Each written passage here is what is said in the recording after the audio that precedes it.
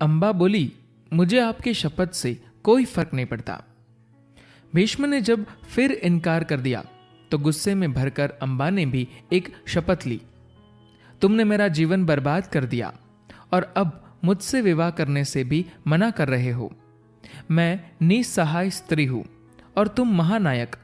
मैं तुम्हारा कुछ भी नहीं बिगाड़ सकती, लेकिन मैं पुरुष के रूप में दोबारा जन्म लूंगी और तब तुम्हारे अंत का कारण बनूंगी। अब इससे थोड़े पहले के एक प्रसंग पर चलते हैं। बात उस वक्त की है जब भीष्म ने अपने पिता के सत्यवती से विवाह की खातिर खुद कभी विवाह न करने और संतान पैदा न करने की शपथ ली थी।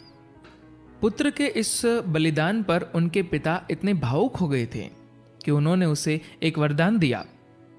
पिता ने कहा, तुम किसी के हाथ से नहीं मरोगे। तुम्हारी मृत्यु तभी होगी जब तुम्हारी खुद की इच्छा होगी। तुम अपनी इच्छा से ही मरोगे। अगर तुम्हारी मरने की इच्छा नहीं होगी तो तुम हमेशा जीवित रह सकते हो। खैर, अम्बा ने शपथ ली थी कि वह कहीं और एक पुरुष के रूप में जन्म लेगी और भीष्म की मृत्यु का कारण बनेगी। यह एक ऐसी बात थी जिसने भीष्म को पूरी जिंदगी परेशान रखा। उन्हें हमेशा यही लगता रहा कि उन्होंने कहीं ना कहीं एक स्त्री की जिंदगी बर्बाद की है। दरअसल भीष्म बेहद धर्मात्मा व सदाचारी व्यक्ति थे। शादी के कुछ समय बाद किसी अजीब सी बीमारी की वजह से विचित्र वीर्य की मौत हो गई। उनकी दोनों पत्नियों की कोई संतान नहीं हुई थी, यानी राजा के कोई संतान नहीं थी। उधर भीष्म ने विवाह करने से इनकार कर दिया था क्योंकि वह शपथ में बंधे थे। ऐसे में सत्यवती ने भीष्म से कहा, तुमने यह शपथ इसलिए ली थी कि तुम्हारे पिता मुझसे विवाह कर सके। वह सब बातें बीत चुकी। अब राज्य चलाने के लिए कोई संतान नहीं है। तुम विवाह कर लो और संतान पैदा करो। इस राजवंश को भरत राजवंश कहा जाता था। इसी वजह से इस ग्रंथ का नाम महाभारत पड़ा और इसी के कारण हमारे देश का नाम भारत हुआ। सत्यवती ने भीष्म को समझाया, भरत वंश को चलाने वाला कोई नहीं है। हम ऐसा नहीं होने देंगे, इसलिए तुम्हें विवाह कर लेना चाहिए। ये दोनों लड़कियां अब भी युवा है और इनके कोई भी संतान नहीं है। तुम इन दोनों से विवाह कर लो। लेकिन सत्यवती के इस प्रस्ताव को मानने से भीष्म ने इनकार कर दिया।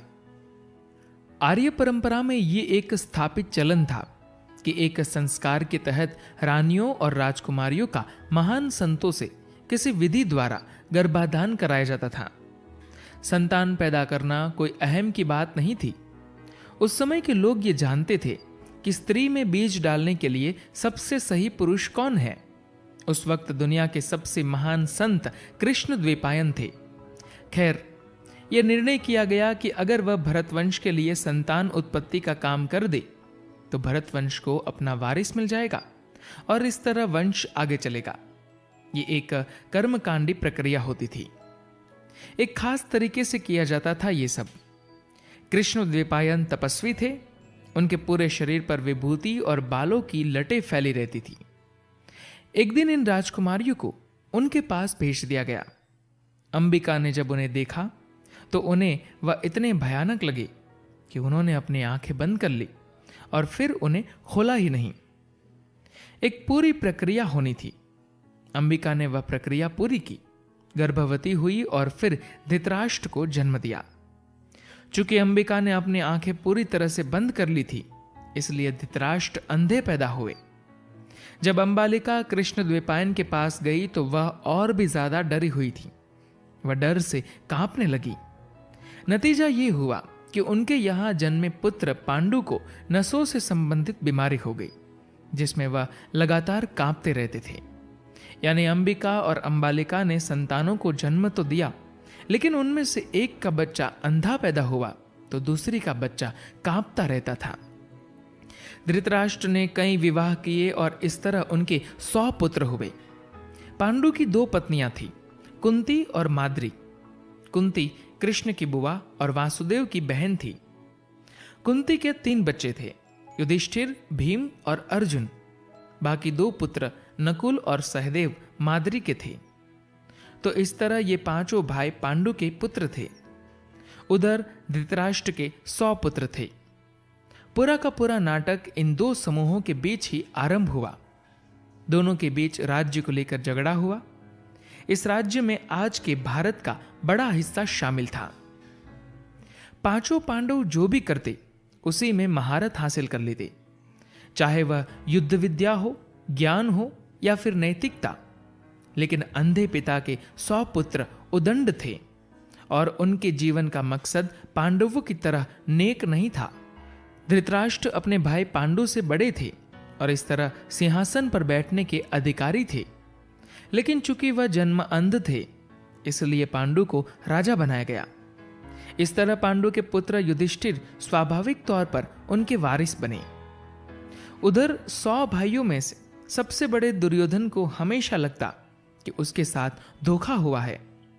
उसे महसूस होता कि जिस चीज पर उसका हक था वह उसे नहीं मिली। ये असंतोष ही दोनों परिवारों के बीच युद्ध की वजह बना। कृष्ण ने इस मामले में शांति स्थापित करने की पूरी कोशिश की, लेकिन जब कोई भी कोशिश कामयाब नहीं हुई तो दोनों समूहों के बीच महायुद्ध हुआ, जिसे दुनिया के इस हिस्से में होने वाले सबसे बड़े युद्धों में से एक माना जाता है। कहा जाता है कि इस महायुद्ध में 5 लाख से भी ज्यादा सैनिकों ने हिस्सा लिया और लगभग सभी वीरगति को प्राप्त हुए। ये आज से लगभग 3500 साल पहले की बात है। धन्यवाद।